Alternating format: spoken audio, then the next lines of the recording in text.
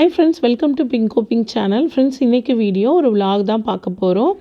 கனிஷ்காக்கு வந்து இப்போ of-yearly exam நடந்துகிட்ருக்கு. ஸோ அதனால் காலையிலேயே அவசரமாக எழுந்து சமையல் பண்ணணுன்ற அவசியம் இல்லாமல் கொஞ்சம் ஸ்லோவாக தான் வந்து இப்போ லன்ச் வந்து நான் ப்ரிப்பேர் பண்ணிகிட்ருக்கேன். இன்றைக்கி லன்ச் என்னென்னு பார்த்தீங்கன்னா மஷ்ரூம் வந்து குழம்பு வச்சுருக்கேன். தேங்காய்லாம் அரைச்சி ஊற்றி பட்டை கிராம்பெல்லாம் போட்டு மஷ்ரூம் குழம்பு. இதுக்கு சைடிஷாக வந்து முட்டை வந்து ஆம்லேட்டு 2 முட்டை வந்து அடித்து ஊற்றிருக்கேன். ப்ளைன் ஆம்லேட் தான் போடுறேன். எப்போவுமே முட்டை ஆம்லேட்டுக்கு வந்து பார்த்திங்கன்னா மிளகுத்தூள் போடுவாங்க. அப்படி இல்லைன்னா வெங்காயம், பச்சை மிளகா அதெல்லாம் வந்து கலந்து போட்டு செய்வாங்க. பட் ப்ளைன் ஆம்லேட்டில் இந்த மாதிரி மிளகாத்தூள் போட்டு செய்கிறப்ப கூட டேஸ்ட் வந்து சூப்பராக இருக்கும். எனக்கு மிளகுத்தூள் போட்டு சாப்பிட்றத விட இந்த மிளகாத்தூள் போட்டு சாப்பிட்ற ஆம்லேட் வந்து ரொம்பவே பிடிக்கும். ஸோ சுட சுட சாதத்துக்கு வந்து மஷ்ரூம் குழம்பு, சைடிஷ்ஷாக வந்து முட்டை ஆம்லேட் வந்து பார்த்திங்கன்னா சூப்பராக இருக்கும் டேஸ்ட்டு.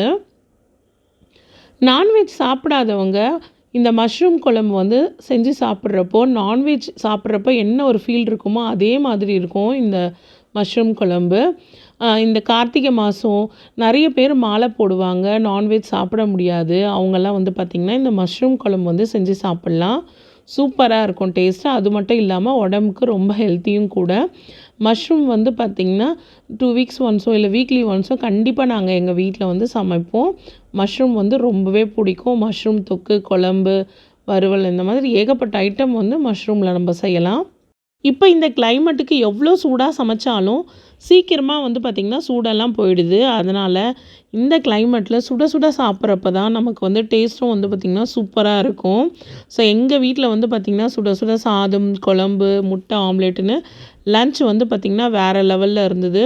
ஸோ நீங்களும் இந்த கிளைமேட்டில் சூடாக சாப்பிடுங்க, என்ஜாய் பண்ணுங்கள். ஸோ லன்ச் வந்து பார்த்திங்கன்னா முடித்ததும் கனிஷ்கா வந்து ஸ்கூல்லேருந்து அழைச்சிட்டு வரத்துக்கு போயிருந்தேன். ஸோ போயிட்டு வர வழியில் வந்து புதினா வந்து விற்றுக்கிட்டு இருந்தாங்க. புதினா வந்து பார்த்திங்கன்னா இப்போ சீசன், இந்த வின்டர் சீசனில் வந்து பார்த்திங்கன்னா புதினா நிறைய விற்பாங்க. ரேட்டும் வந்து பார்த்திங்கன்னா ரொம்பவே கம்மியாக தான் இருந்துச்சு. ஒரு கட்டு வந்து பார்த்திங்கன்னா 5 ரூபான்னு சொல்லியிருந்தாங்க. ஸோ 4 கட்டு வந்து நான் வாங்கியிருந்தேன். புதினாலாம் வந்து பார்த்திங்கன்னா ஆஞ்சி ஒரு கவரில் எடுத்து வச்சுருந்தேன். ஸோ புதினா வந்து பார்த்திங்கன்னா துவையல் பண்ணுறதுக்காக நான் எல்லாத்தையும் வந்து க்ளீன் பண்ணி எடுத்து வச்சேன். அடுத்ததாக வந்து பார்த்திங்கன்னா கிச்சனோட கவுண்டர் டாப்பெல்லாம் வந்து க்ளீன் பண்ணுறதுக்கு நான் அரேஞ்ச் பண்ணிகிட்டு இருந்தேன். என்ன தான் நம்ம வீடை வந்து பார்த்திங்கன்னா சுத்தப்படுத்திகிட்டே இருந்தாலும் அந்த கிச்சனில் போய் சமைக்கிறப்போ இப்போ கிச்சன் மேடை, அந்த கவுண்டர் டாப்பு, கேஸ் ஸ்டவ்வு அதெல்லாம் க்ளீனாக இருக்கும் போது தான் நமக்கு சமைக்கணுன்ற ஆர்வமும் அதிகமாக இருக்கும். கிச்சன் கவுண்டர் டாப்பை க்ளீன் பண்ணி முடித்ததுக்கப்புறமா நான் வந்து இந்த ஆயிலெலாம் வந்து வைக்கிற ஒரு ஸ்டாண்டு இருக்குது, கிச்சன் ஆர்கனைசர் ஸ்டாண்டு. ஸோ அதில் வந்து பார்த்திங்கன்னா ஆல்ரெடி நான் நியூஸ் பேப்பர் போட்டு வச்சுருந்தேன். ஸோ அது வந்து பார்த்திங்கன்னா சீக்கிரமாக வந்து டஸ்ட்டு வந்து ஃபார்ம் ஆகிடுது. நியூஸ் பேப்பர் போடுறப்ப அதில் வந்து அழுக்கு வந்து சீக்கிரமாக சேருது. அது மட்டும் இல்லாமல் இந்த 8 கால் பூச்சி, அதுக்கப்புறம் கரப்பாம்பூச்சி இதெல்லாம் கூட வந்து பார்த்திங்கன்னா அந்த நியூஸ் பேப்பரோட அந்த பிரிண்டிங் ஸ்மெல்லுக்கு வந்து சீக்கிரமாக வந்து பூச்சிகள்லாம் வர ஆரம்பிச்சிடும். அதுக்காக தான் நான் இந்த மாதிரி பேப்பர்ஸ் வந்து நான் யூஸ் பண்ணுறேன். ஸோ இது வந்து பார்த்திங்கன்னா நமக்கு விலையும் கம்மி, அதே போல் ரொம்பவே யூஸ்ஃபுல்லாகவும் இருக்கும். அடுத்ததாக நம்ம டெய்லியும் தலைக்கு பயன்படுத்துகிற சீப்பில் வந்து பார்த்திங்கன்னா அழுக்கு வந்து நிறைய சேர்ந்துருக்கும். ஸோ அந்த அழுக்கை வந்து க்ளீன் பண்ணாமல் மறுபடியும் நம்ம தலை வாரிகிட்டே இருந்தோன்னா தலையில் இருக்கிற பிரச்சனைகளும் அதிகமாகிட்டே இருக்கும்.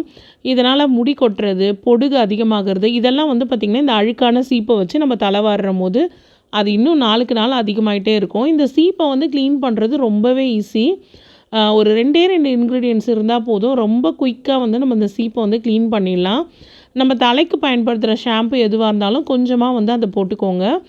அதுக்கப்புறமா கொஞ்சம் வெதுவெதுப்பான தண்ணியை வந்து இந்த ஷாம்பில் வந்து ஆட் பண்ணிக்கலாம்.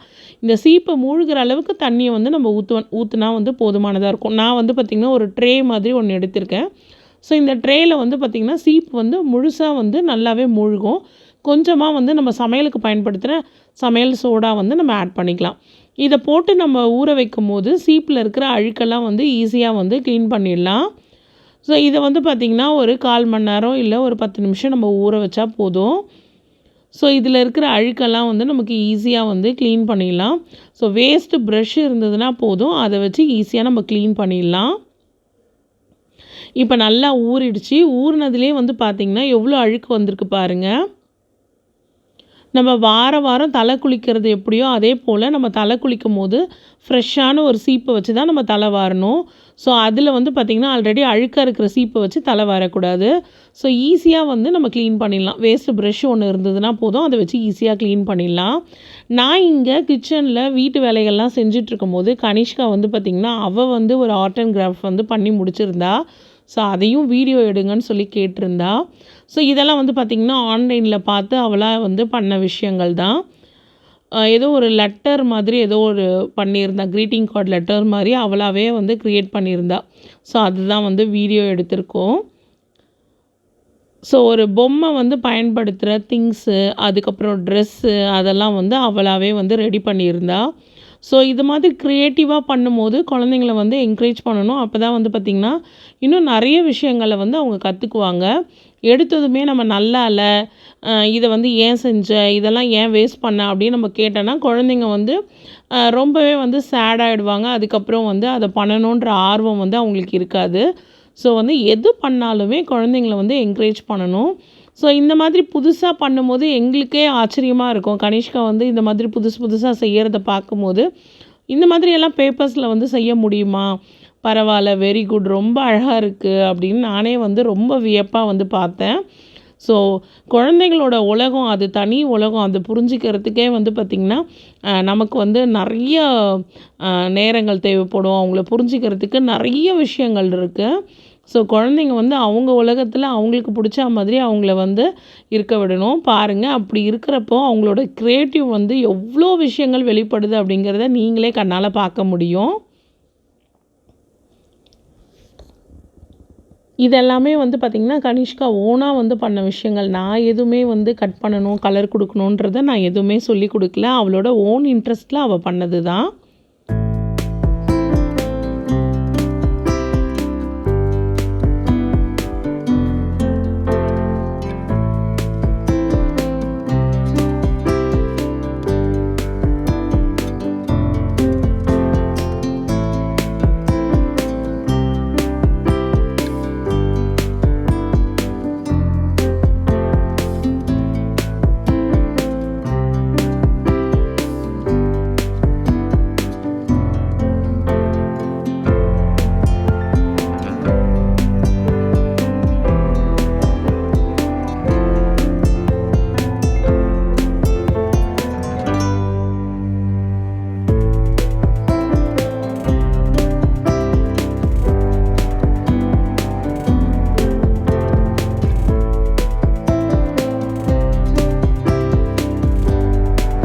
அடுத்த நாள் கனிஷ்காவுக்கு எக்ஸாம் முடிஞ்சதுக்கப்புறம் மதியம் அம்மா வீட்டுக்கு நான் கூட்டிகிட்டு போயிருந்தேன். ஸோ எக்ஸாம் வந்து ஒரு 11:15 அந்த டைமுக்கு வந்து முடிஞ்சிருச்சு.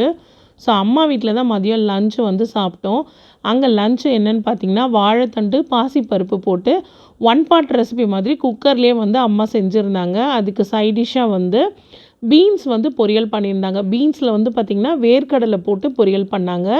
இந்த மாதிரி காய்கறிகள் பொரியலில் வந்து எப்போவுமே தேங்காய், வெங்காயம் அது மாதிரி போட்டு செய்கிறதுக்கு பதில் வேர்க்கடலைலாம் போட்டு செய்யலாம். சூப்பராக இருக்கும் டேஸ்ட்டு. மதியம் லஞ்சு சாப்பிட்டு முடித்ததுக்கப்புறமா மாடியில் வந்து பார்த்திங்கன்னா முருங்கை மரத்தில் வந்து நிறைய பூவு பிஞ்செல்லாம் வந்து வச்சுருக்கு. ஸோ அதுதான் நான் வந்து பார்க்க போயிருந்தேன். நிறைய பிஞ்சு வந்து வச்சுருக்கு ஃப்ரெண்ட்ஸ். ஸோ இந்த வின்டரில் வந்து பார்த்திங்கன்னா முருங்கை மரத்துலேருந்து தழையும் வந்து பார்த்திங்கன்னா நிறைய கொட்டும். அதே போல் பூவும் வந்து பார்த்திங்கன்னா நிறைய வந்து கொட்டிக்கிட்டே இருக்கும். ஸோ ஒரு சில மரங்களில் வந்து பார்த்திங்கன்னா குளிர்காலத்தில் வந்து பிஞ்சு வந்து காய் வந்து பிடிக்கும். சில மரங்கள் வந்து பார்த்திங்கன்னா டைம் கொஞ்சம் லேட்டாக பிஞ்சு வைக்கும்.